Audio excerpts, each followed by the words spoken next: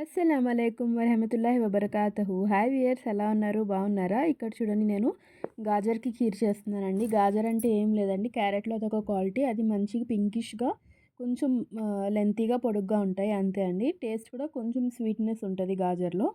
ఇప్పుడు చూడండి, ఇక్కడ ఒక ప్యాన్లో మనం 2 స్పూన్స్ ఘీ తీసుకొని అందులో మనకి కావాల్సిన డ్రై ఫ్రూట్స్ ఏమైతే నచ్చుతాయో అవి డ్రై ఫ్రూట్స్ యాడ్ చేయండి. నేను ఇక్కడ డేట్స్ కూడా యాడ్ చేశాను.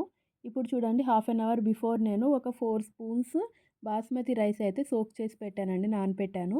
దాన్ని మంచిగా వాటర్ డ్రైన్ చేసి దాన్ని మంచిగా మిక్సీ పట్టండి. అది మిక్సీ పట్టినప్పుడే మనం ఒక 2 ఇలాచీ అయితే యాడ్ చేయండి, మంచి ఫ్లేవర్ వస్తుంది దాంతో. ఇప్పుడు చూడండి, ఇక్కడ డ్రై ఫ్రూట్స్ మంచిగా రోస్ట్ అయినాయి చక్కగా. ఇప్పుడు దీని మొత్తాన్ని ఒక బౌల్లో సపరేట్గా తీసుకుందాము.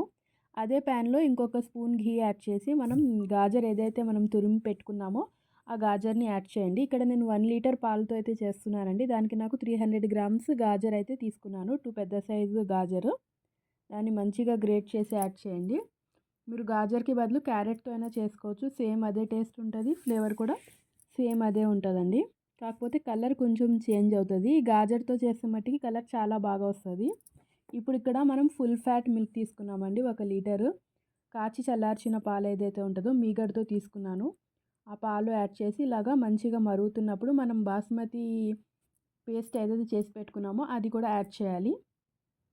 యాడ్ చేసి మంచిగా మిక్సప్ చేయండి. సైడ్స్లో నుంచి అంతా మిగడ తీసి అందులోనే మిక్సప్ చేసుకుంటూ చక్కగా ఇలాగా బాయిల్ అయ్యేంత వరకు మంచిగా థిక్గా అవుతుందండి. అది ఇలా అయినప్పుడు మీరు కావాలంటే ఒక 5 మినిట్స్ కోసం లిడ్ పెట్టండి. చాలా క్విక్గా రెడీ అవుతుందండి. ఇది చాలా టేస్టీగా కూడా ఉంటుంది. చూడండి, చక్కగా థిక్ అయింది. సేమ్ యాజ్ ఇట్ ఈజ్ మనం రవ్వకి ఖీర్ చేస్తాం కదండి, అలానే ఉంటుంది.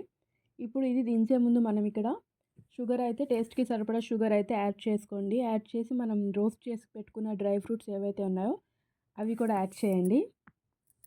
ఇది చాలా టేస్టీగా ఉంటుందండి. ఇప్పుడు ఈ సీజన్లో మనకి బ్లింకిట్లో, ఆన్లైన్లో, మోర్స్లో అక్కడ ఈ గాజర్ అనేది అవైలబుల్గా ఉంది. సో మీరు ఈ సీజన్లో గాజర్ తీసుకొని ఈ స్వీట్ డిష్ అయితే మీరు ట్రై చేయండి. మీ ఇంట్లో అందరికీ పెట్టి ఎలా వచ్చిందనేది కామెంట్ సెక్షన్లో చెప్పండి. అల్లా హాఫీజ్.